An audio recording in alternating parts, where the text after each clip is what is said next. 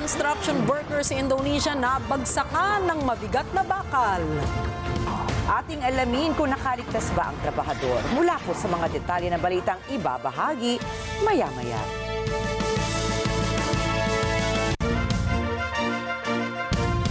Magandang gabi, ako po si Rikki Mathay. Ako si Rikki Alagao Flores, ito ang mata ng Agila International. Para naman sa mga headlines ngayong araw ng Huwebes. Kamara naghain na ng panukalang batas na tuluyang magbabawal ng POGO operations sa Pilipinas. Mga residenteng inilikas sa mga evacuation center matapos ang pagsabog ng Bulkang Kanlao, nagkakasakit na. US President-elect Donald Trump inimbitahan si Chinese President Xi Jinping sa kanyang inaugurasyon. Estados Unidos inanunsyo ang unang pag-atras ng Israeli forces sa Lebanon. At ating alamin kung sino ang napiling 2024 Athlete of the Year ng Time Magazine. Picked up now by Dee Richards as she's into the ball game. Richards.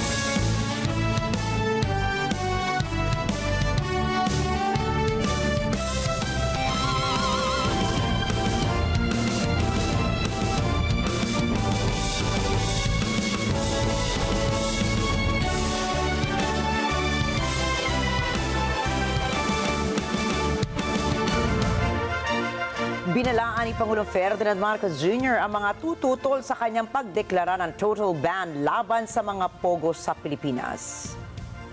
Kanselado na kasi ang lahat ng lisensya ng mga pogo at internet gaming licensees sa buong bansa. Ayon sa Pangulo, hindi papayagan ng pamahalaan na muling makapagsagawa ng iligal na operasyon ng mga ito. Sinabi rin ni Interior and Local Government Secretary John Vic Remulla na tutugisin ng DILG ang mga nasa likod ng pagpapatakbo ng POGO guerrilla operations. Inanunsyo rin ng PAGCOR na wala nang makapag-ooperate na POGO sa Pilipinas sa pagtatapos ng Disyembre. Ito ay sa bisa ng Executive Order No. 74 na nilagdaan ng Executive Secretary Lucas Bersamin na hindi papayagan na muling aprubahan ang mga bagong lisensya at hindi na rin papayagan ang renewal o extension nito. Samantala, inihain na sa Kamara ang panukalang batas sa tuluyang magbabawal sa anumang POGO operation sa bansa. Kapag naisabatas ang panukala, kukumpiskahin ng gobyerno ang lahat ng mga ari-arian ng mga POGO operators na mapatutunayang nabili sa pamamagitan ng mga peking dokumento. Ipinaliwanag ni Vice President Sara Duterte na hindi ito ang unang beses na tumanggap ang Office of the Vice President o OVP ng confidential funds. Ayon po sa bise, nakatanggap din ng confidential funds ang OVP ng nakaraang administrasyon. Subalit, para anya sa kasalukuyang OVP, ginamit ng kanyang tanggapan ang confidential funds para sa mga proyekto at programa na ang target ay maibsan ng kahirapan. Anya, may direktang kaugnayan ng kahirapan at pambansang seguridad. For the Office of the Vice President, it's not the first time that the office was granted confidential funds. During the time of Vice President Binay, the office was already given confidential funds. The confidential funds we use in relation to our work and national security. All the projects and the programs of the Office of the Vice President target poverty alleviation. There is a direct correlation between poverty and national security. So what we do is we want to target the areas where we put our projects so that we achieve, peace and order, security. So we don't want to our projects put in areas where it is not needed for poverty alleviation. So we want to prioritize the areas. And the only way to do that is to use confidential funds to purchase information. So where are the target areas? We need that so that our projects will serve these areas.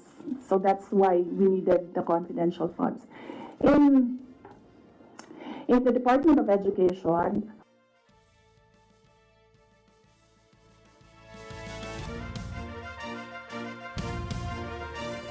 Nagkakasakit na ang mga residenteng inilikas sa mga evacuation centers matapos ang pagsabog ng Bulkang Kanlaon. Tiniyak ng Department of Health na may nakahanda silang mga gamot, mga face mask at iba pang kakailanganing supply sa lugar. Mayroon na rin silang mga tauhan para sa mga ngailangan ng atensyong medikal. Ayon kay Health Undersecretary Gloria Balboa, ang mga residenteng nagkakasakit ay nahihirapang huminga at magkaroon o nagkakaroon na ng skin irritation o pangangati ng balat. Nagbabala na rin ang Department of Health na maaaring kumalat sa ganitong sitwasyon ay mga respiratory illnesses. Nakataas na rin ang Code White alert sa evacuation center para matiyak na may sapat na personnel sa health facilities. Balak ng Department of Agriculture o DA na ibalik sa National Food Authority o NFA ang kapangyarihan sa pag-aangkat ng bigas mula sa ibang bansa. Ayon kay Agriculture Secretary Francisco Chu Laurel Jr., ito ang nakikita niyang paraan para tuluyang bumaba ang presyo ng bigas sa Pilipinas. Binawi noon ang kapangyarihan na pag-aangkat ng bigas mula sa NFA matapos malagdaan at maisabatas ang Rice Tariffication Law. Dagdag naman ng kalihim na kung maibalik man ang ito ay magiging epektibo ang DA sa paglaban kontra sa mga pang-aabuso ng mga rice traders sa pagmamanipula ng presyo ng bigas. Bumaba noong buwan ng Nobyembre ang bilang ng kaso ng influenza-like illnesses o ILIs sa Pilipinas. Batay sa pinakahuling tala ng Department of Health, mula 7,971 cases ng ILI na naitala noong October 20 hanggang November 2 ay bumaba ito sa 7,571 nitong November 3 hanggang 16. Naobserbahan din ng Health Department na mas lalong bumaba ang mga naitalang kaso nito simula November 17 hanggang 30 sa 3,710. Pero kahit nagkaroon ng pagbaba sa kabuuang kaso ng sakit sa buong bansa, ay naitala naman ng DOH ang pagtaas ng ILI cases sa Cordillera Administrative Region, Bicol Region, Central Visayas, Zamboanga Peninsula, Northern Mindanao at Bangsamoro Autonomous Region in Muslim Mindanao o BARM. Una nang inabiso ni Health Secretary Ted Herbosa na posibleng tumaas ngayong amihan o amihang season ang kaso ng respiratory infections dahil sa malamig na ang panahon. Kaya hinihimok ng kalihim ang publiko na ugaliing magsuot ng face mask at sundin ang angkop na cough etiquette. At kapag nakararanas na ng sintomas ng sakit, ay manatili muna sa bahay upang magpahinga. Pinapayuhan din ng ahensya na magpabakuna ang mga pamilya kontra flu para maprotektahan sila mula sa sakit.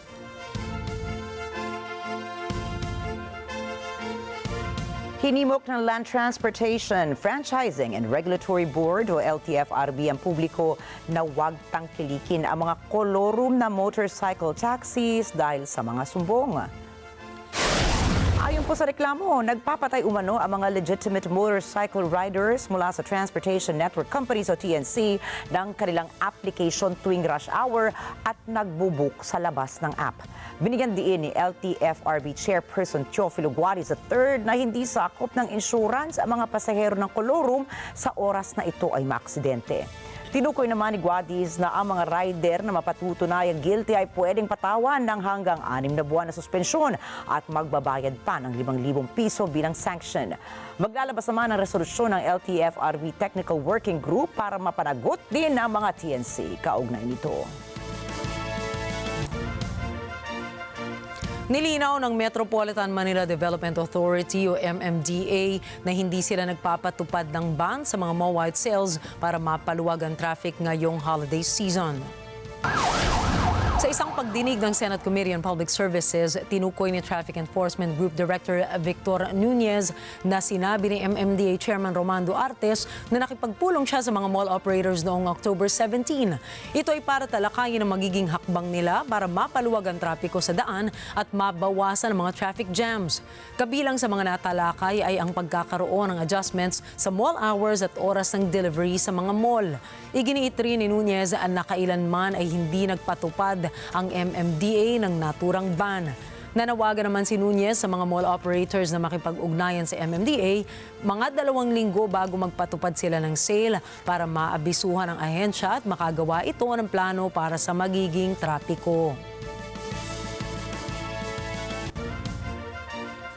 At nakatakdang ilabas bukas, December 13, ng Korte Suprema ang resulta ng 2024 bar examinations. Tinawag na hashtag The Most Valuable Laban ang eksaminasyon ng 2024 bar chairperson and Supreme Court Associate Justice Mario Lopez. Sinabi ni Justice Lopez na patas ang ginawang pag-score ng mga examiners sa mga sagot ng mga baristang kumuha ng bar exams itong nakaraang Setyembre. Tiniyak naman ni Supreme Court Chief Justice Alexander Mundo na walang magiging pagbabago sa gagawing anunsyo ng bar results bukas. Nilinaw din niya ang nilabas na ruling kamakailan ng Supreme Court ukol sa paglalabas ng mga grado ng bar examinee sa ilalim ng Data Privacy Law. Ayon po sa Korte Suprema, hindi pwedeng ilantad ang mga individual na marka ng examinees nang walang permiso mula sa mga ito. Subalit, paliwanag naman ng Chief Justice, ang nasabing ruling ay applicable lamang sa law schools na nanghihingi ng mga marka ng kanilang mga estudyante sa bar exams. Just the same as the previous years. That is addressed with respect to institutions or schools that is requesting specific information. Because pag pinagbawalan kami na mag-release ng bar results, paano malalaman ng publiko? That resolution was specifically addressed because certain law schools would want to, I think, to study how they perform during the bar exams.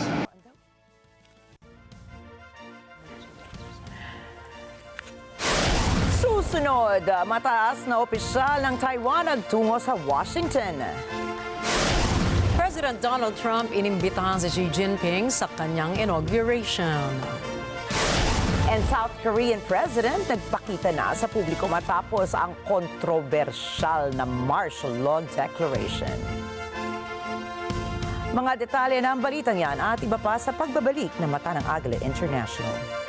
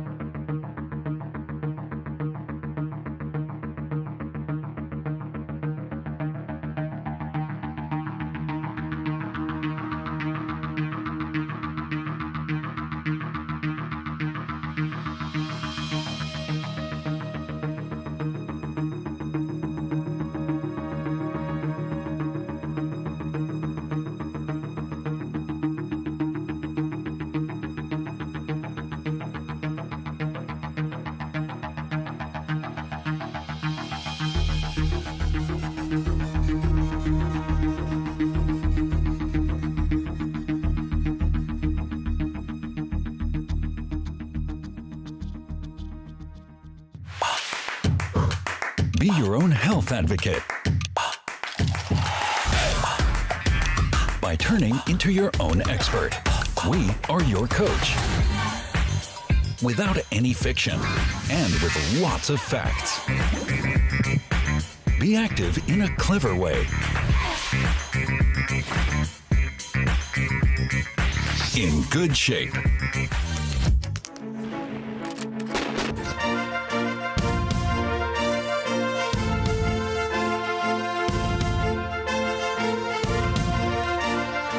Dalawang matataas na opisyal ng Taiwan ang bumisita sa Estados Unidos upang makipagpulong sa Trump team. Sa isang pahayag ay nagtungo sa US ang dalawang Deputy Secretaries General ng Taiwan National Security Council upang kausapin ang Trump team ukol sa pagpapatibay ng ugnayan ng dalawang bansa sa nalalapit na pagtalaga ng bagong administrasyon sa Estados Unidos. Si Lin Feifan at Su Zhuqian ay inatasan ni Taiwanese President Lai Ching-te upang makipag-ugnayan sa hindi pinangalanang opisyalis ng Trump administration upang mapigilan ang lumalaking impluwensya ng China sa nalalapit na trade war ni Xi Jinping at Donald Trump na matagal nang nakikipagtunggali mula noong unang termino ng presidente. Layunin ng dalawang opisyal na ihayag ang kanilang pagkabahala sa paggawa umano ng informal red line sa paligid ng kanilang katubigan upang pahinain ang kakayanan ng Taipei na ipagtanggol ang kanilang teritoryo. Kamakailan lang ay naglabas ng pahayag ang Taiwanese Presidential Office ukol sa mapanganib na aksyon ng China. Iginiit din ng ahensya ang karapatan ng Taiwan na makilahok sa diplomatic exercises bilang isang bansa. 中国这样的行径是对印太区域安全稳定现状的公然破坏，更是对国际社会投入不安的变数。多位国际领袖也批评中国违背了国际的准则，对区域和平造成威胁。呼吁中国当局应该要善尽区域成员的义务，立刻停止一切挑衅行为。中华民国台湾总统的出访是惯例，台湾对外进行正常的国际交流，不应该是中国挑衅的借口。我国军对于台海的情况皆有全面性的掌握，并且能够有效的应处，确保国家安全无虞。 Inimbitahan ni US President-elect Donald Trump si Chinese President Xi Jinping na dumalo sa kanyang inaugurasyon. Ayon sa ulat, nagpaabot si Trump ng imbitasyon para sa kanyang formal na inaugurasyon sa January 20, iilang araw lamang matapos siyang manalo sa presidential elections. Ayon naman kay Donald Trump ay nagkakasundo naman sila ng pinuno ng Estado ng China sa kabila ng paulit-ulit nitong bantang tataasan niya ang taripa para sa mga Chinese products na lubhang makakaapekto sa bumabangon na ekonomiya ng China. Sa iilang okasyon ay sinabi rin ni Trump na tinitingnan niyang patawan ng karagdagang 60% tariff ang mga produktong nanggagaling sa China upang mabigyang pansin ang American-made products at mapigilan ang China bilang isang emerging economy. Dagdag pa nitong layunin niyang taasan pa ito ng 10% kung hindi magpupursigi ang Beijing na pigilan ang pagpasok ng fentanyl sa kanilang bansa. Wala pang sagot ang Chinese Communist Party ukol sa mga naturang imbitasyon. Dinepensahan ni South Korean President Yoon Suk-yeol ang kanyang martial law decree sa kanyang muling pagharap sa publiko ngayong Huwebes, Desyembre 12. Sa isang televised speech, sinabi ni Yoon na hindi niya intensyon na guluhin ang constitutional order nang ideklara niya ang martial law noong December 3 at magpadala ng daan-daang tropa sa National Assembly. Nagawa niya umano ito para isalba ang kanilang bansa mula sa tinawag niyang anti-state opposition parties. Anya, ginamit ng oposisyon ang kanilang mayorya sa Assembly para iparalisa ang kanilang bansa. Sinabi rin ni Yoon na parte ng kanyang constitutional powers bilang Pangulo ang kanyang naging aksyon at hindi ito nagpapakita ng insurrection gaya ng paratang sa kanya ng oposisyon. Sa panig naman ni President Yoon, nanindigan siyang mananatili siya sa kanyang pwesto at kung sakaling ma-impeach, ipaglalaban niya ito sa Constitutional Court. 대통령의 비상계엄 선포권 행사는 사명권 행사, 외교권 행사와 같은 사법심사의 대상이 되지 않는 통치 행위입니다. Samantala, bago ang pinakabagong speech ni Yoon, nagpahayag na ng suporta ang ruling party na People Power na partido rin ni Yoon para sa kanyang impeachment. Una na kasing hinimok ng partido si Yoon na magbitiw na lang sa pwesto sa Pebrero o kaya sa Marso dahil ito anya ang pinakamabilis na paraan para mawakasan na ang political turmoil sa kanilang bansa na pinalala umano ng panandali ang deklarasyon ng martial law. 대통령은 군 통수권을 비롯한 국정 운영에서 즉각 배제돼야 합니다.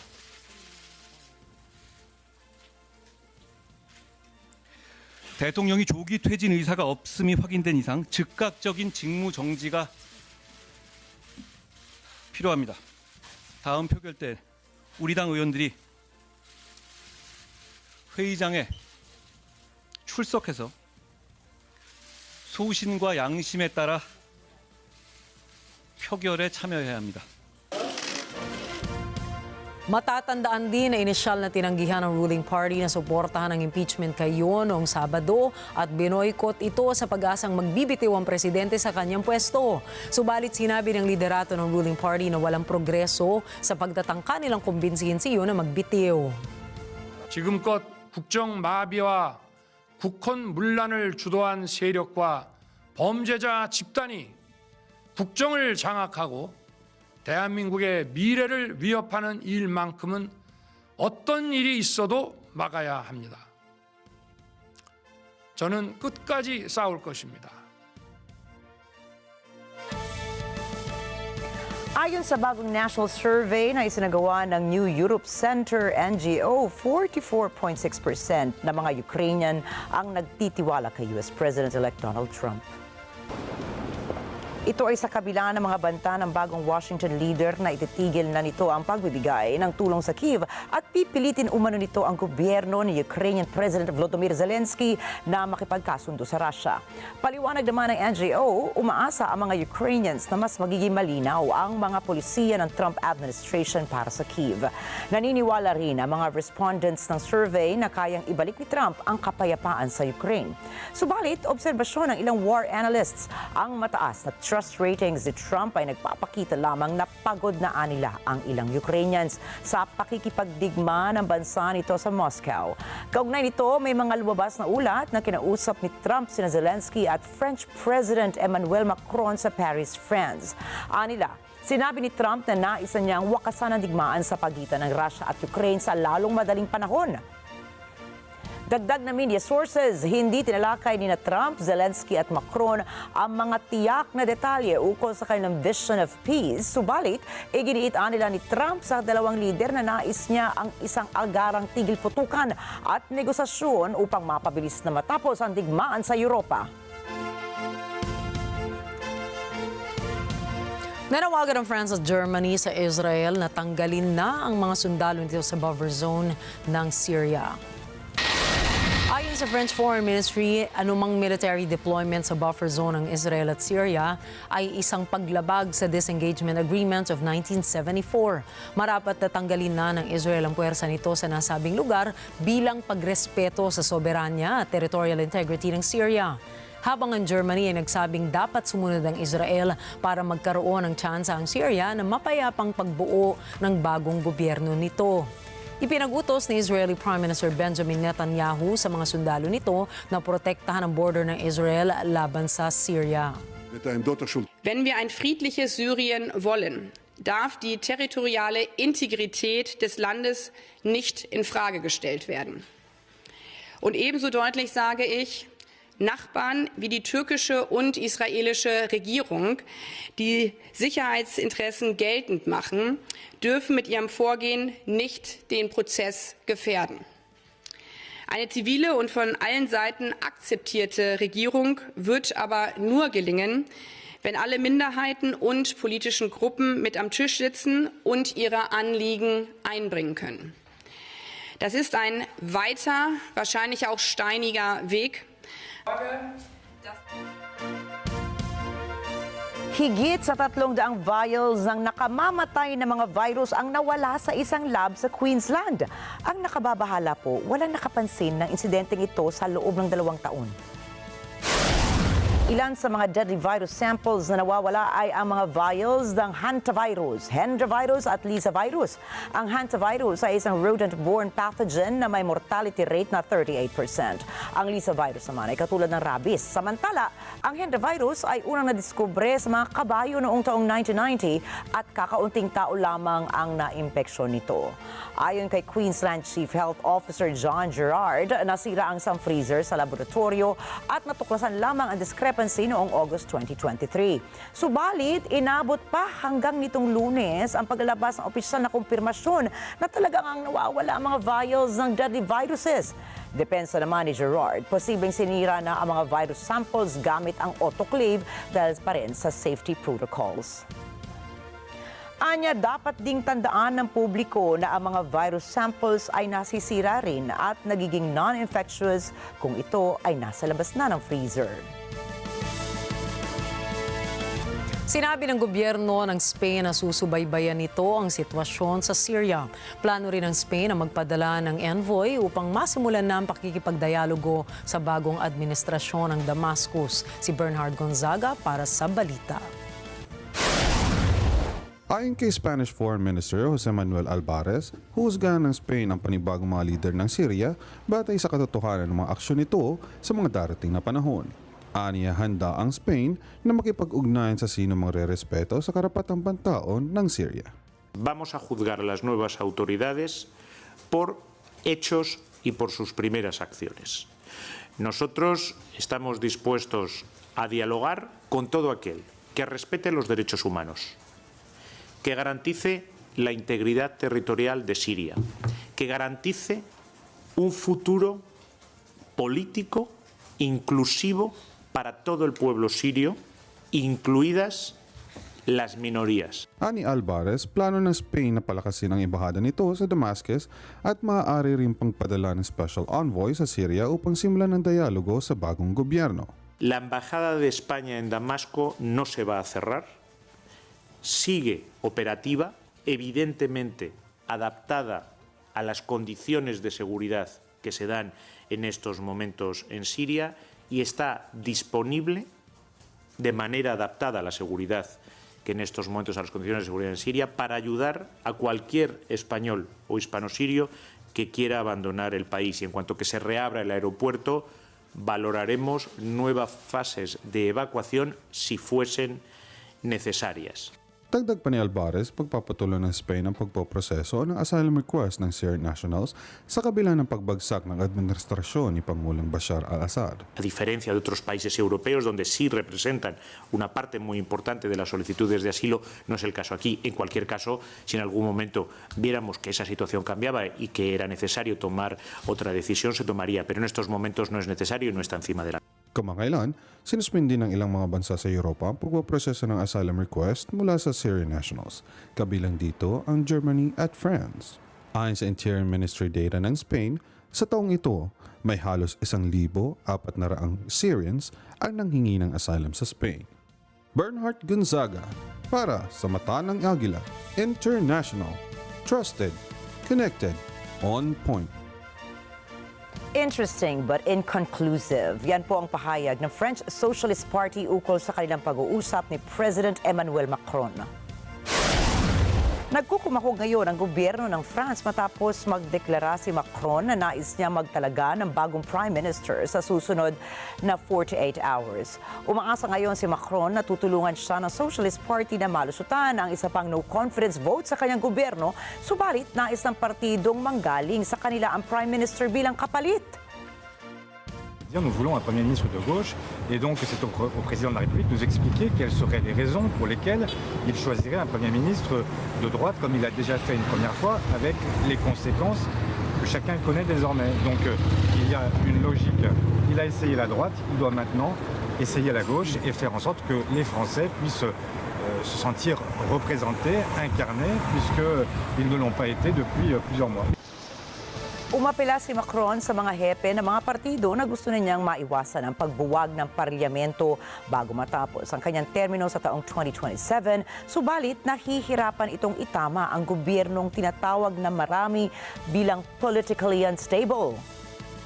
Le mandat que vous m'avez démocratiquement confié est un mandat de 5 ans et je l'exercerai pleinement jusqu'à son terme. Nous ne pouvons nous permettre ni les divisions ni l'immobilisme.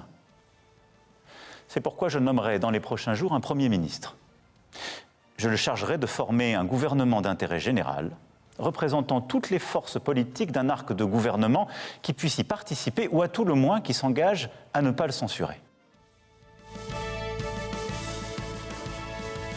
Nanawagan naman ngayon ang bagong Syrian Interim Prime Minister na si Mohammed al-Bashir sa mga Syrian refugees na bumalik na.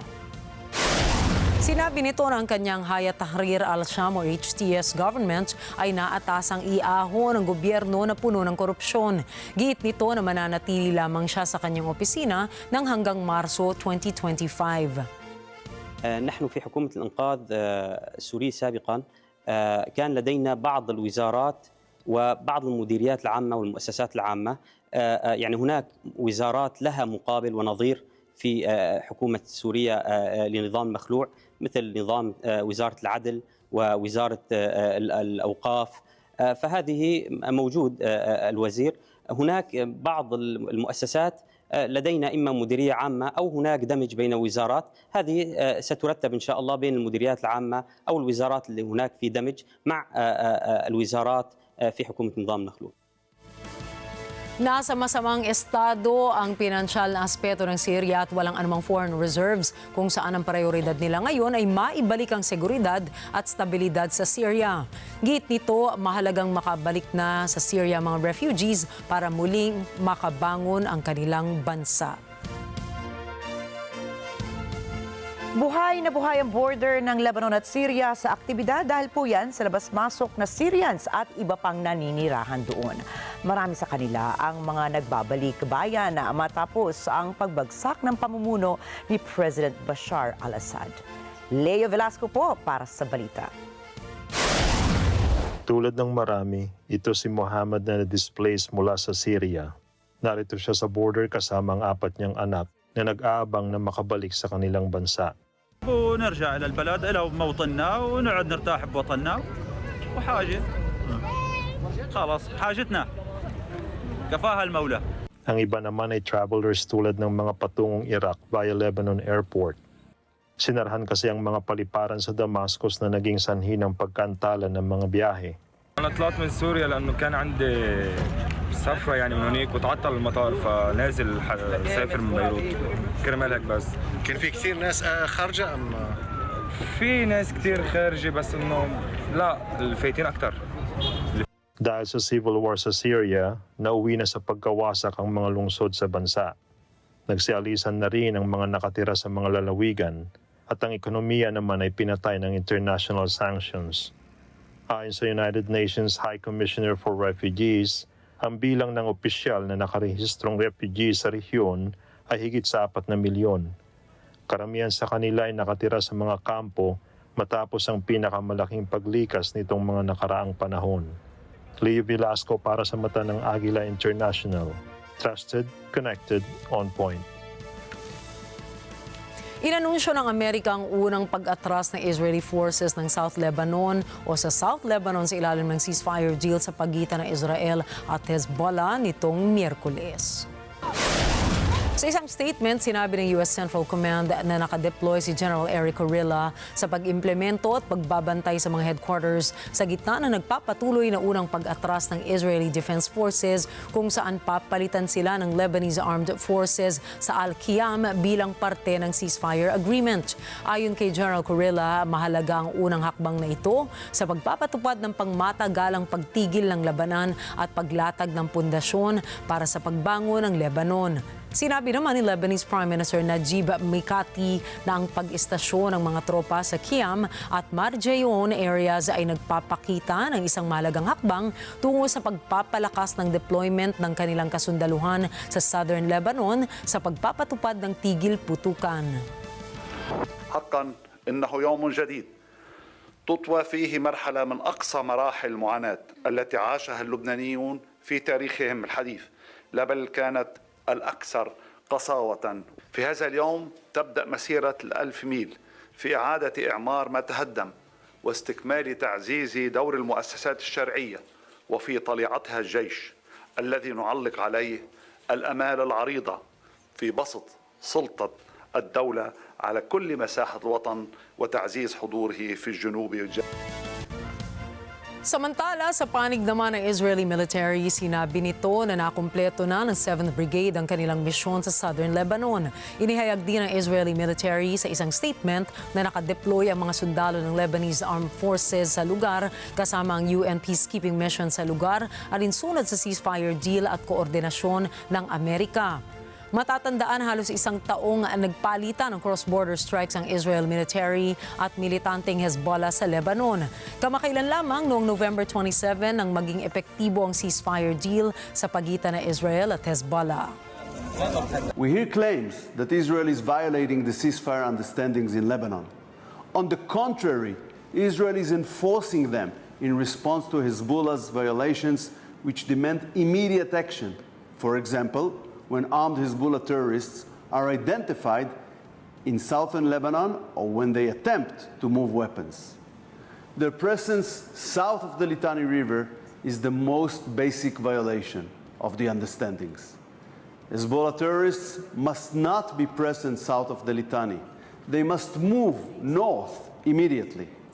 I want to emphasize, Israel is committed to the successful implementation of the ceasefire.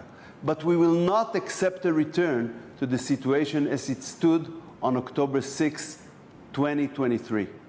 If violations occur, Israel will enforce. Susunod, Epic Games inatasang magbigay ng major refund. Mga nominees para sa Video Game of the Year, ating alamin. At Caitlin Clark kinilala bilang Athlete of the Year. Iba pang mga balita sa pagbabalik ng mata ng Agila International.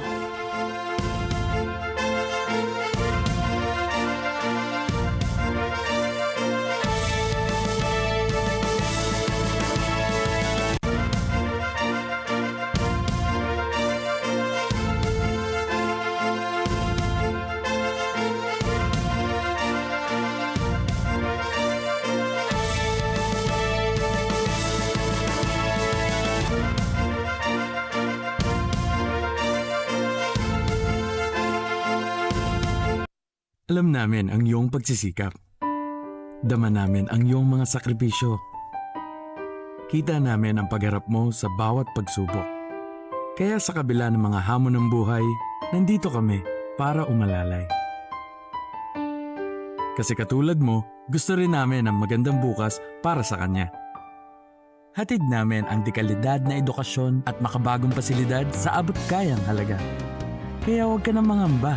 Sasamahan ka namin tuparin ang mga pangarap niya.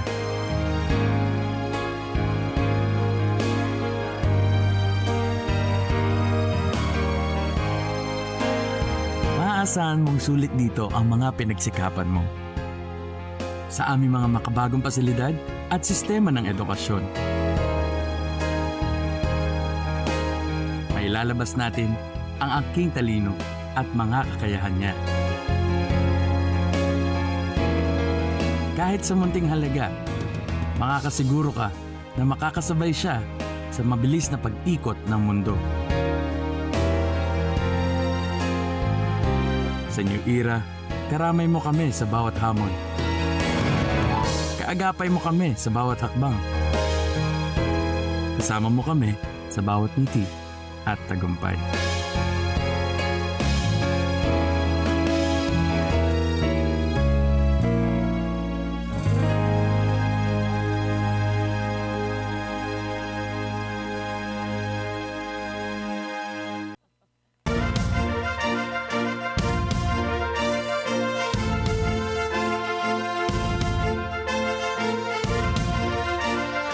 Nagbabalik ang mata ng Agila International sa pagpapatuloy po ng ating mga balita ngayong gabi. Trahedya ang sinapit ng isang trabahador sa Indonesia matapos mabagsakan ng bakal na may 2 tonelada ang bigat. Ayan po, makikita natin sa video na dala ng crane ng iron plate nang mapigtal ang tali nito at bumagsak sa trabahador. Kinilala ang biktima na si Wu Yang, isang Chinese national at construction worker sa Candle Industrial Area. Namatay ang biktima dahil sa malalang tama nito sa ulo.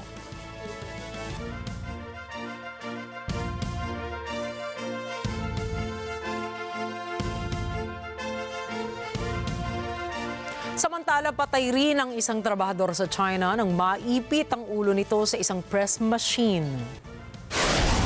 Makikita sa video na nakaupo ang lalaki at may inaayos sa press machine nang biglang ipasok ang ulo nito sa makina. Dahil automated ang press machine ay umandar ito at tuluyang naipit ang ulo ng biktima. Makaraan ng ilang saglit ay napansin na ito ng ibang kasamahan na trabahador at sila'y sumubok na sumaklolo rito. Matagal nang nagiging problema ng China ang hinggil sa kaligtasan ng mga pabrika roon at sa seguridad ng mga trabahador mula sa mga aksidente.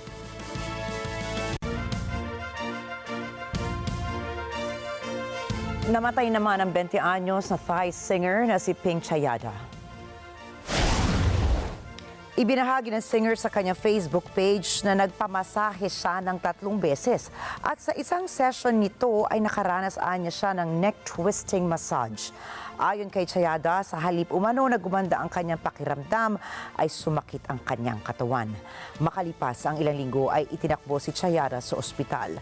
Batay sa kanyang medical examination, nagkaroon siya ng transverse myelitis o inflammation ng spinal cord. Nakiusap naman ang masahista ni Chayada sa publiko na magkaroon ng isang patas na investigasyon. Kinumpirma ni Attorney Thomas Rikki na magpe-plead ng not guilty si Luigi Mangione sa kasong murder. Si Mangione ang sospek sa pagpatay kay United Healthcare CEO Brian Thompson. Sinabi ni Attorney Rikki na walang ebidensyang nag-uugnay na si Mangione ang pumatay kay Thompson. Paalala rin ng abogado sa publiko, the fundamental concept of American justice is a presumption of innocence until you're proven guilty. Ngunit naglabas na ng ebidensya ang New York Police Department laban kay Mangione. Kabilang rito ang mga fingerprints na nakolekta sa isang bote ng tubig sa crime scene. Ayon sa pulisya, nagmatch ang fingerprints na ito sa fingerprint ni Mangione. Nais namang makita ni Attorney Rikki ang mga ebidensya ng pulisya. Nangako rin ito na hahamunin niya sa korte ang admissibility at accuracy ng mga sinasabing ebidensya.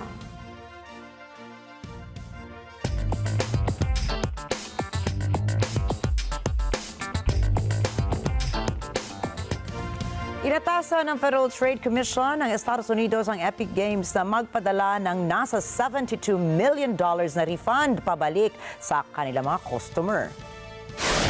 Ang Epic Games na developer ng sikat na laro ng Fortnite ay inutusan ng Federal Trade Commission matapos mapag-alamang minanipula nito ang mga mas bata nitong manlalaro na bumili ng samot-saring bagay na magagamit sa kanilang online games.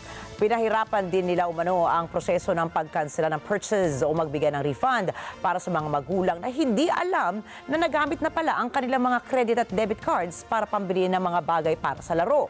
Bahagi ang mass refund sa $245 million settlement nila sa FTC para sa unlawful billing practices noong taong 2022. Pinull-out na ng General Motors o GM ang kanilang cruise car sa robotaxi market. Paliwanag ng GM management, mauubos lamang daw ang kanilang oras at pera kung itutuloy nilang gawin ng cruise ang GM version ng isang driverless cab. $10 bilyong na rin daw nila ang kanilang nagagastos para sa cruise car. Subalit, walang dapat ipag-alala ang kanilang mga kliyente dahil ayon mismo sa GM, ililipat nila ang cruise technology sa pag-imbento ng mga sasakyang may driver assistance systems.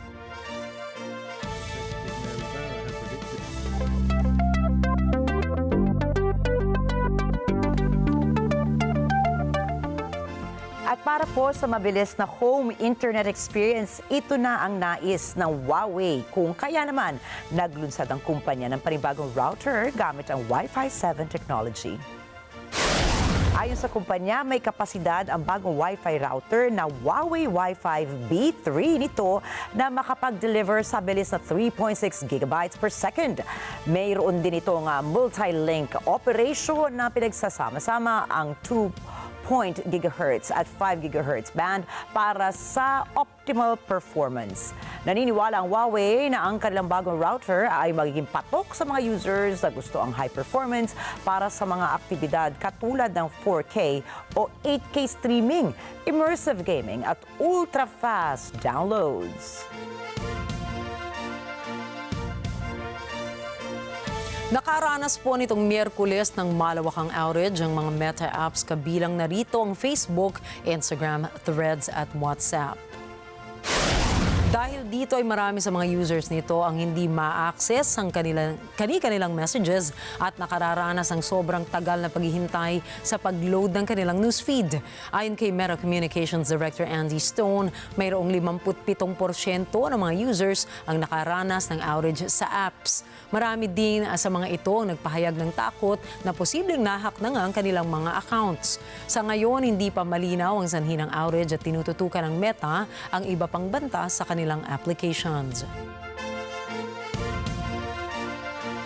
Bago i-anunsyo ang Game of the Year ngayong taon ng The Game Awards ay atin pong alamin naman ang listahan ng mga nominees ng IGN. Pasok sa listahan ng 2024 Game of the Year ng IGN ang Metroidvania game na Animal Well, platformer game na Astrobot at deck building game na Balatro. Nominado rin sa parangal ang mga kilalang action RPG at hack-and-slash games katulad ng Black Myth, Wukong, Final Fantasy VII at Prince of Persia: The Lost Crown. Napasama rin po ang ibang fantasy games katulad ng Infinity Nikki, The Great Circle, Metaphor Refantasio, Legends of Zelda, Echoes of Wisdom at iba pa. Inaasahan namang ilalabas ng video game news website ang resulta sa kanilang parangal sa susunod na linggo.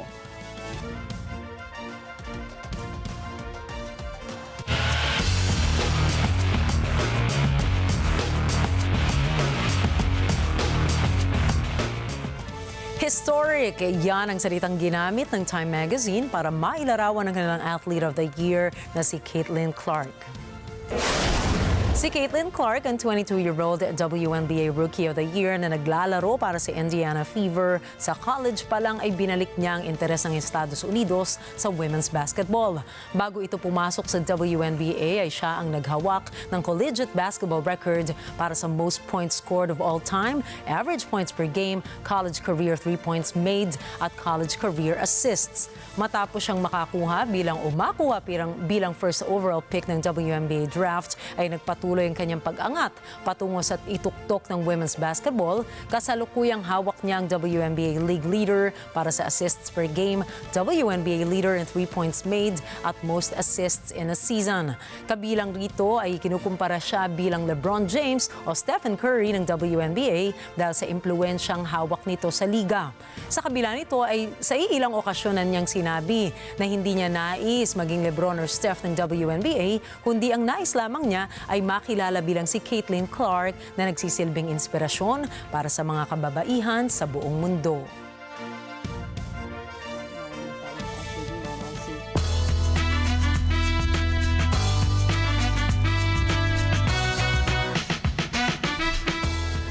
Naku, tinaguri ang Song of the Year ang kantang Not Like Us ni Kendrick Lamar.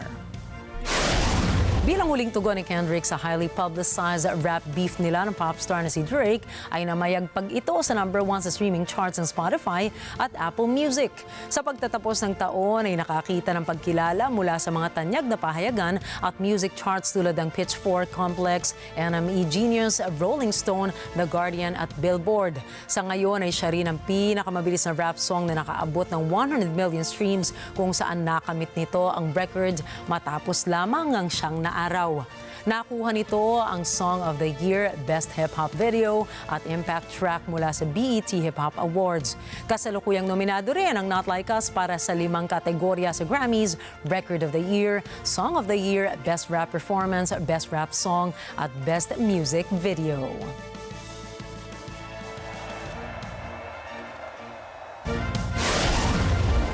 Susunod, presyo ng kape, tataas nga ba?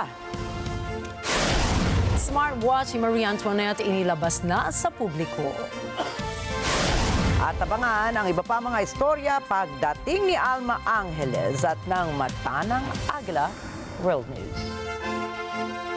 Mga detalye po ng mga balita niyan at iba pa sa pagbabalik ng Mata ng Agila International.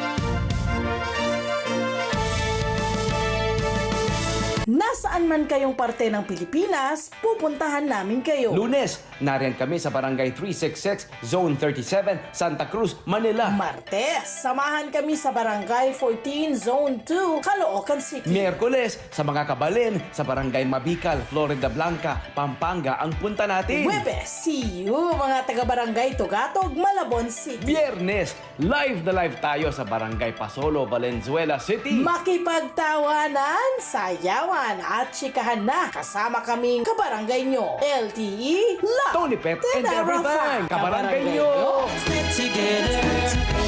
Sunday 25. Sunday 25. This Sunday on Cine Throwback.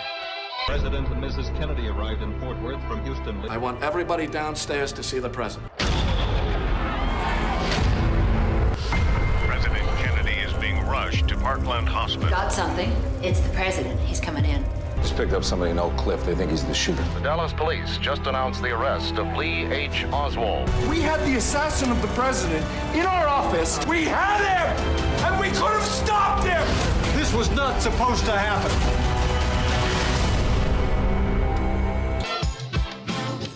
This Sunday, 12 noon, here on Net 25. Let's live together. Sunday 25. Can you feel it?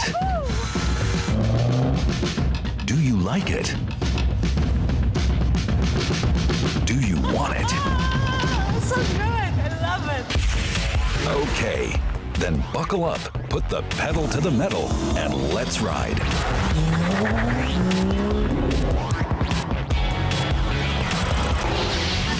Rev.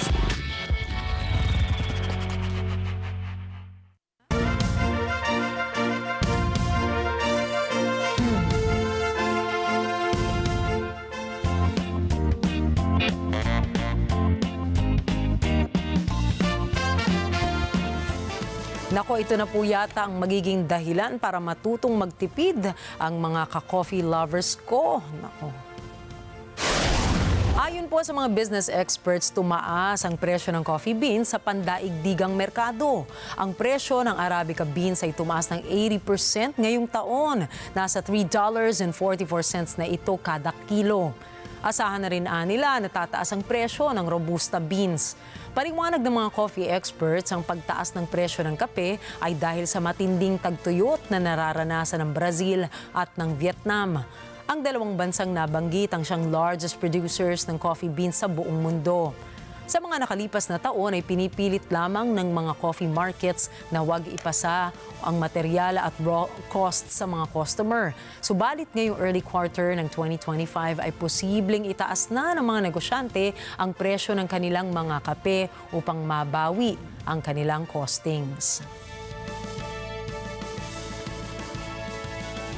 Sa mga watch lovers man po dyan, nakadisplay ngayon sa Science Museum sa London ang tinaguriang smartwatch ni Queen Marie Antoinette bilang selebrasyon sa siyensya ng Royal Court sa Versailles. Ayon kay Dr. Glyn Morgan, ang curator ng exhibition, ang smartwatch na ito ay hindi digital kundi isang pocket watch na dinisenyo ng reyna. Anya, kaya tinawag ito na smartwatch dahil sa maraming features ng orasan mula sa pagkakaroon ng stopwatch, thermometer, shock absorber at kalendaryo. Ang exhibition ay may temang science and splendor kung saan itinatampok dito ang mga gamit na may ambag sa siyensya at pagiging fashionable. Bukas ang exhibit hanggang April 2025.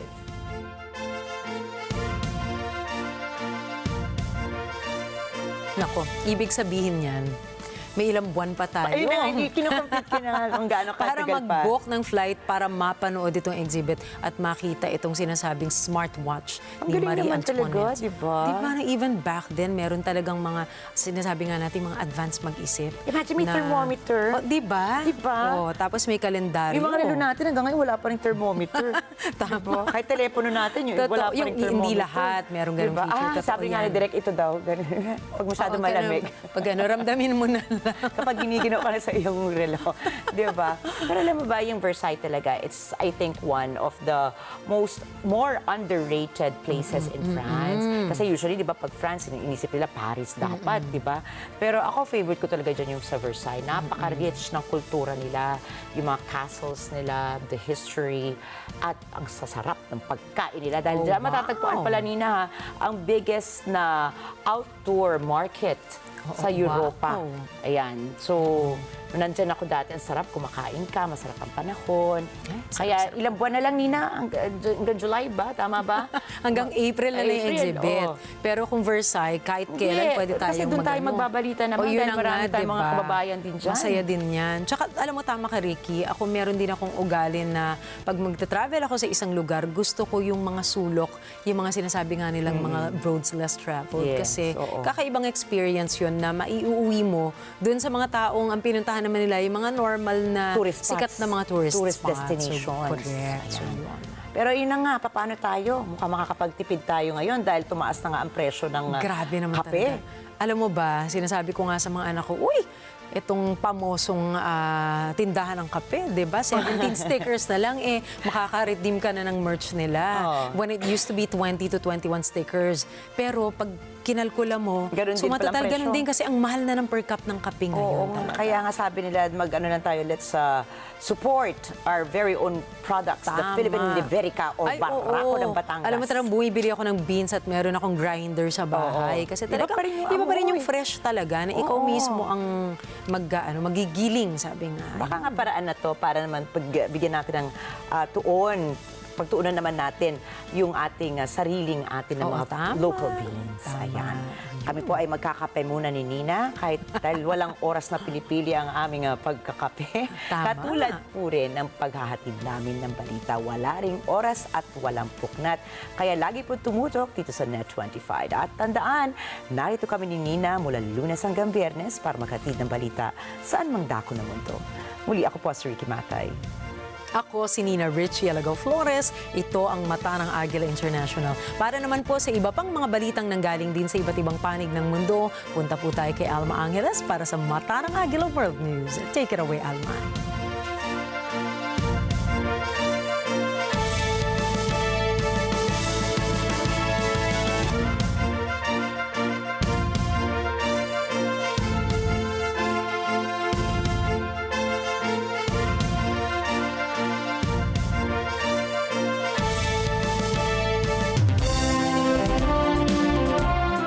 Thank you, Nina and Rikki. Good evening, everyone. I'm Alma Angeles for Net25 World News on tonight's headlines.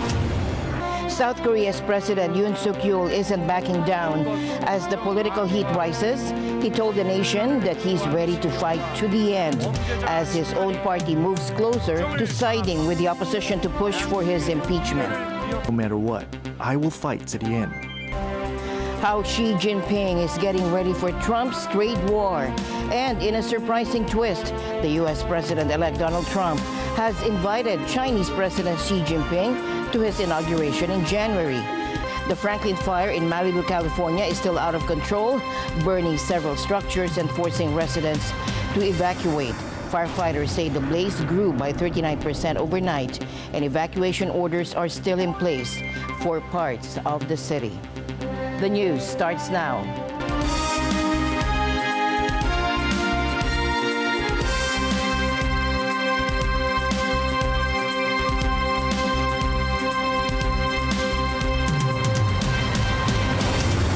South Korean President Yoon Suk-yeol is standing firm amid a growing political storm.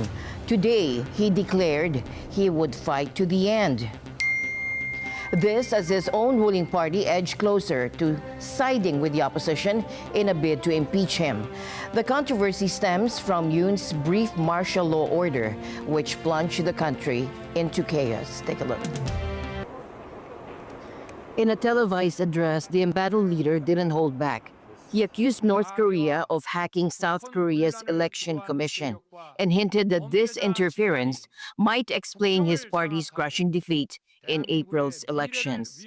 Despite the fiery speech, Yoon's political support appears to be slipping further. The leader of the People Power Party, Han Jong-hong, responded with a bombshell, stating it's time for Yoon to step down or face impeachment. The president should be immediately excluded from state administration, including the military leadership. As long as it has been confirmed that the president has no intention of stepping down early, an immediate suspension of his duties is required.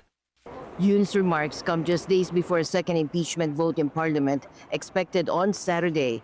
A week ago, the first attempt to impeach him failed due to a PPP boycott. But now the tide seems to be turning. Another PPP lawmaker publicly backed impeachment today, and just one more vote from the party would meet the threshold needed for Parliament to move forward. Still, Yoon isn't backing down. He painted the impeachment effort as a reckless power grab.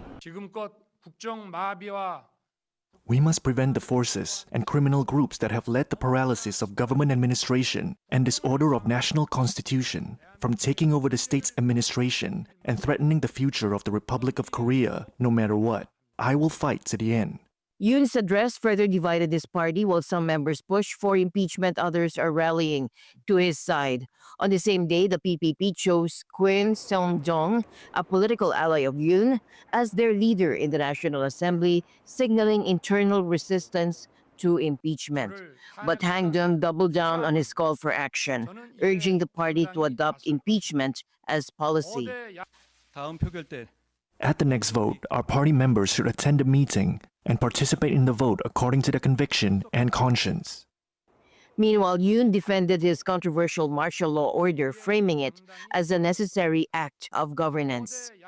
The president's exercise of declaring emergency martial law is an act of government administration and not subject to judicial review, like the exercise of executive clemency or diplomatic power. The impeachment vote, if successful, would send the case to South Korea's Constitutional Court, and the process could drag on for months, leaving the country in political limbo. And the Franklin fire continues to rage through the hills of Malibu, forcing evacuations and threatening homes. As of this morning, the Franklin fire has burned approximately 3,983 acres and is 7% contained. This is a 39% increase in acreage overnight. 1,532 fire personnel are assigned to the incident, and crews are working tirelessly around the clock to establish containment lines and defend structures. 33 hours into this firefight, our primary focus remains the safety of residents and first responders. Last night, fire activity increased significantly along the western edge of the fire and began backing down into Corral Canyon, threatening the Malibu RV park community. Structure threats were mitigated in this area and additional structures were damaged. This brings our structure damaged count to 9, and our structure destroyed count remains at 7. The incident damage inspection teams will have a better count of incident losses by 5 p.m. this evening. Containment lines were improved with fire retardant drops and construction of new hand lines to connect the gaps along the rugged eastern edge of the fire. Weather conditions, including strong winds and low humidities, will be closely monitored today as they will play a critical role in fire behavior. The red flag warning from the National Weather Service will remain in effect until 2 p.m. today, and the entire fire area remains under threat as long as these red flag weather conditions persist. I don't think we've turned the corner at this point. If we have that diurnal wind change, that could create other challenges for us. So that's why we're going to leave all of the personnel on scene. We're going to continue to fight the fire and try to get as much containment as possible, because you're right, up until this point it's been a wind-driven fire. If the wind changes direction, we're going to have the fire moving into new areas. Meanwhile, the Earth is sounding the alarm. A recent report from the Copernicus Climate Change Service confirms the grim reality. 2024 is on track to become the hottest year ever recorded. The expectation for 2024 is first, as I said, that it will be the warmest year on record, but also the first year above 1.5 based on our data, as well as data from other global temperature data sets. even if we don't have the data for the full year, but that's something that we are virtually certain by now. Based on the data we have available so far, it is likely that it will even be above 1.55. We will begin the year not far from what we were at the beginning of 2024. So again, with historically high global surface temperature. Full-fledged La Nina event has not formed yet, and it's likely based on the model forecast. It's likely that if there's any La Nina event that forms, it will be a weak one, or there may not be one at all. I think we may stay in neutral conditions throughout the northern hemisphere summer. So that means that there won't be this sort of break on the global temperature that comes with the La Nina event, which has a whole cooling effect on global surface temperatures. For 2024, we are about to exceed that threshold of 1.5.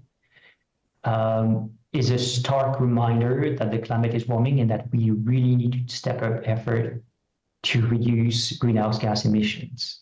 And if we look at the past year and a half, so that November 2024 is the 16-month and 17-month that we are above 1.5. Now let's talk about the growing rivalry between the US and China, more specifically Donald Trump versus Xi Jinping. Now, Trump takes office next month, but he's already stirring the pot. He's making bold moves and threats that seem to point toward an inevitable trade war. How is Xi Jinping responding? And he's wasting no time preparing. The Chinese president is bolstering his defenses and gearing up for a tough fight. Take a look. During his campaign, Trump made a big promise. German car companies to become American car companies. I want them to build their plants here. I want to beat China in electronics production, and we'll be able to do that easily. We have the greatest genius, the greatest minds here, and then we end up building them in different places. A lot of that's really stupid tax policy. That message resonated with voters, helping him secure victory. But China took note of Trump's bold rhetoric and responded quickly. Just days after Trump's win, Beijing banned the export of 3 critical minerals, namely gallium, germanium, and antimony. These aren't just any minerals. They're essential for advanced technologies like semiconductors and electronics. But here's the kicker. Antimony, in particular, has critical defense applications. It's used in ammunition, infrared missiles, and even nuclear weapons. By restricting these exports, China sent a clear message. It's ready to play hardball. And China's not stopping there. This week, Beijing launched an antitrust investigation into NVIDIA, a key player in AI technology. Experts believe these moves are part of a calculated strategy to gain leverage in what could become a full-blown trade war. However, China's own economy is under pressure. Exports, the backbone of its growth, have slowed significantly. In November, growth in exports dropped to just 6.7%, a sharp decline from earlier months. If Trump delivers on his trade threats, China's economic challenges could deepen. Meanwhile, Trump appears unfazed by Beijing's moves. Xi Jinping, on the other hand, isn't taking this lightly. He has issued warnings before about the dangers of trade wars, emphasizing that no one wins in such battles. China's stance of opposing unilateral tariff increases has been consistent. Imposing tariffs arbitrarily on trade partners cannot solve the problems within the United States itself. 前所未有的挑战。大国竞争不应是时代底色，团结协作才能共克时艰。新一轮科技革命和产业变革方兴未艾，脱钩断链不是解决之道，互利合作才能共同发展。小院高墙不是大国作为，开放共享才能造福人类。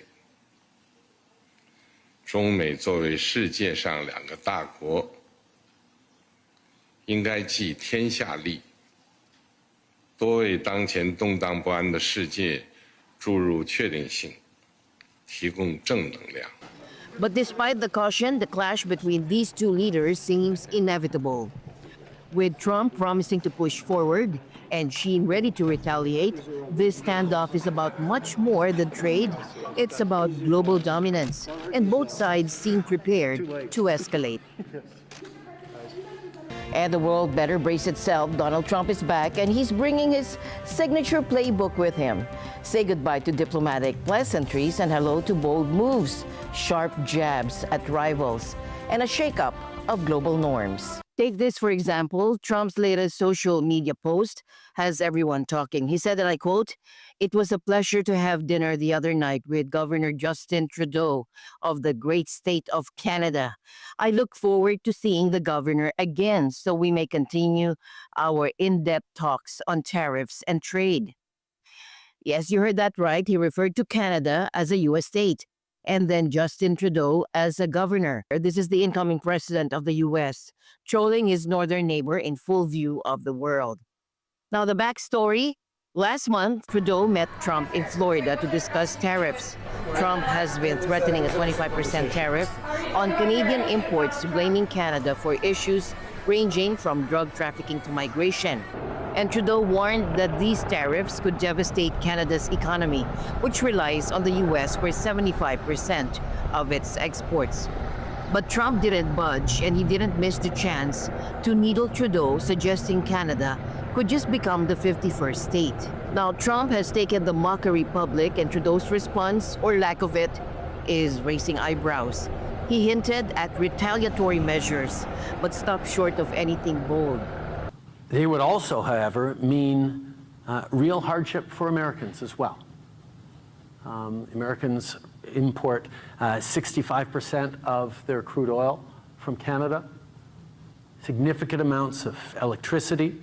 People south of the border are beginning to wake up to the reality that tariffs on everything from Canada would make life a lot more expensive for Americans. So that's part of the argument. The other part is we will, of course, as we did 8 years ago, respond to unfair tariffs. Meanwhile, Trump's strategy is crystal clear. He's asserting his dominance. By making these jabs, he's showing Canada and the world that he's negotiating from a position of strength. But not everyone is taking Trump's barbs lying down. Mexico, for example, facing similar tariff threats, hit back hard. Nos vamos a poner de acuerdo. Yo estoy convencida. Defendiendo nuestra soberanía, con el respeto a las y los mexicanos, con el respeto a México. So here's some advice for leaders and citizens alike. Keep an eye on Trump's Truth Social posts. His unfiltered thoughts might be the first indicator of the next trade war. As this new chapter of the American diplomacy unfolds, one certainty emerges. Traditional diplomatic norms are once again being rewritten in real time. U.S. President-elect Donald Trump has reportedly invited Chinese President Xi Jinping to his January inauguration. Now, that's a gesture that, if accepted, would mark a historic first. But amid tensions over trade and fentanyl, will President Xi attend? U.S. President-elect Donald Trump on Wednesday invited Chinese President Xi Jinping to attend his inauguration in January. That's according to a CBS News report on Wednesday. It said that Trump invited Xi right after the November 5th election, but it's unclear if he accepted. It would be unprecedented for the leader of China, a major U.S. rival, to attend a U.S. inauguration. The Chinese embassy in Washington did not immediately respond to a Reuters request for comment. Trump said in an interview with NBC News last Friday that he and Xi got along very well and recently communicated. However, he has picked several China hawks for key posts, including Senator Marco Rubio as Secretary of State. Trump said he will add a 10% tax on Chinese goods if China doesn't do more to stop the illegal trade of the drug fentanyl. He also warned of higher tariffs, over 60% on Chinese goods, during his campaign. In November, China warned of a possible trade war if Trump makes good on his campaign pledge to raise tariffs. The U.S. is keeping a close eye on ISIS, which is starting to make a comeback in Syria. With the country in chaos, officials are worried that ISIS could take advantage of the situation and rebuild. To prevent this, the U.S. has been hitting ISIS targets hard, with 75 strikes in just a few weeks. President Donald Trump is also concerned, even though he's made it clear he doesn't want the U.S. involved in another conflict. He recently posted on Truth Social saying, "This is not our fight," but his team is still tracking the developments in Syria. U.S. military leaders are focused on keeping ISIS from getting back on its feet, especially after the group claimed responsibility for several attacks in recent months. ISIS may have been defeated in 2019, but it's still active, particularly in Syria's desert regions. I mean, the fighting between the Kurds and the Turkish-backed groups obviously has raised some concerns about the security of the ISIS facilities and camps, the facilities holding ISIS members and their families in northern Syria. So how confident are you all that those facilities are secure? Have any of them been overrun at this point?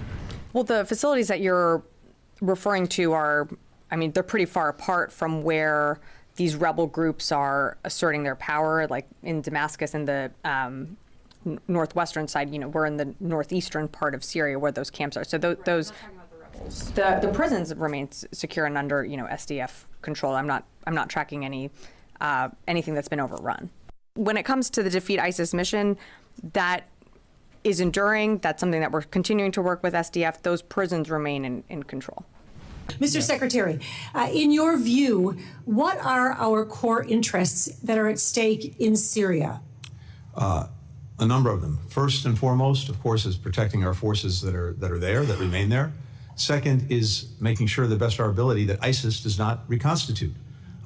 Through the Obama administration, then the Trump administration, we were successful in eliminating the territorial caliphate that ISIS had developed in Syria. We don't want to see that revive.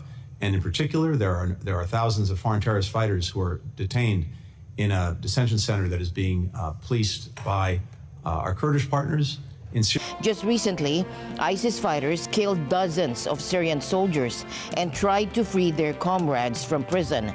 The group is still holding around 9,000 fighters in Kurdish-run prisons, and if any of them manage to escape, ISIS could regain its strength.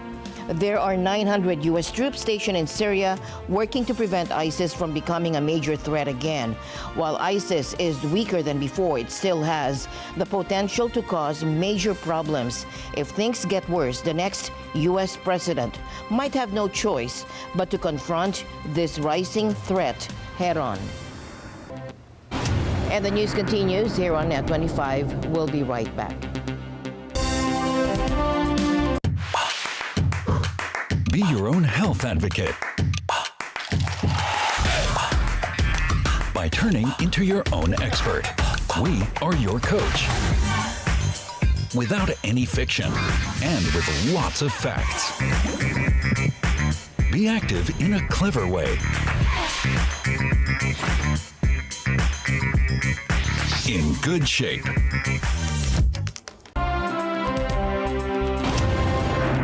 Australia is taking a bold step to protect its news industry, with the government announcing a new news bargaining initiative to incentivize tech giants like Google and Meta to pay for news content. Good afternoon.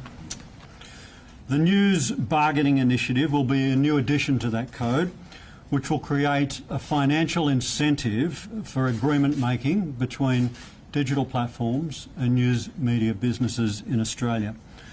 The incentive will contain a charge on relevant platforms based on Australian-sourced revenue. The charge will include a generous offset for the commercial agreements that voluntarily are voluntarily entered into between the platforms and news media businesses.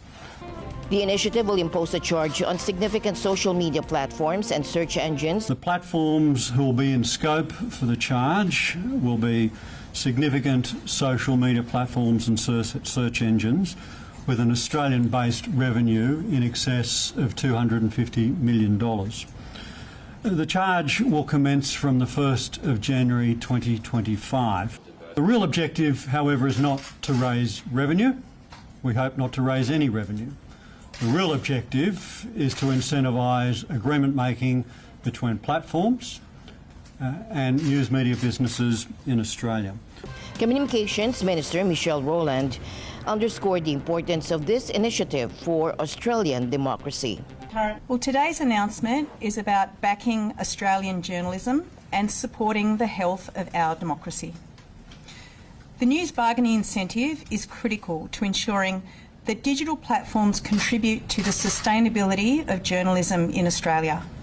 And counterparties in the US. UK police confirmed today that justice had been served following the convictions of Sarah Sharif's father and stepmother. The 10-year-old girl was found dead in her home in Woking, a town southwest of London, after suffering what prosecutors described as a campaign of serious and repeated violence. Today, after a 10-week trial, a jury has found Irfan Sharif and Binash Batul, the father and stepmother of 10-year-old Sarah Sharif, guilty of her murder. Faisal Malik, Sarah's uncle, was found guilty of causing or allowing her death. Sarah was a bright and lively little girl who loved singing and dancing, and on behalf of Surrey Police, I would like to extend my deepest condolences to her mother Olga, her siblings, and all those who knew and cared for her. Sarah's spirit and bravery and resilience in the face of the suffering that she endured has shone through from the vast inquiries that have been undertaken in this case. Sarah's young life was brought to an end as a result of the brutal abuse and unspeakable violence inflicted on her by Sharif, Batul, which Malik did nothing to prevent. This case has shocked and horrified not only those who knew and loved her, but people across the country and around the world. On the 10th of August 2023, we received a phone call from Sarah's father in which he told the operator that his daughter had died as a result of his actions. From this day, Surrey Police has worked tirelessly to build a case to prove that Sharif, Batul and Malik all played their part in Sarah's death. During the trial, Sharif took the stand intending to blame Sarah's death entirely on his wife before changing his story to accept some responsibility while still denying murder. Batul and Malik refused to take the stand at all or provide any explanation what happened to Sarah in their police interviews. All three defendants have only ever sought to preserve their own interests throughout this investigation and have shown no remorse for their truly dreadful behaviour. Sarah's death has been one of the most difficult and distressing cases that Surrey Police has ever dealt with. I would like to thank those who came forward to provide information and those who gave evidence in such harrowing circumstances.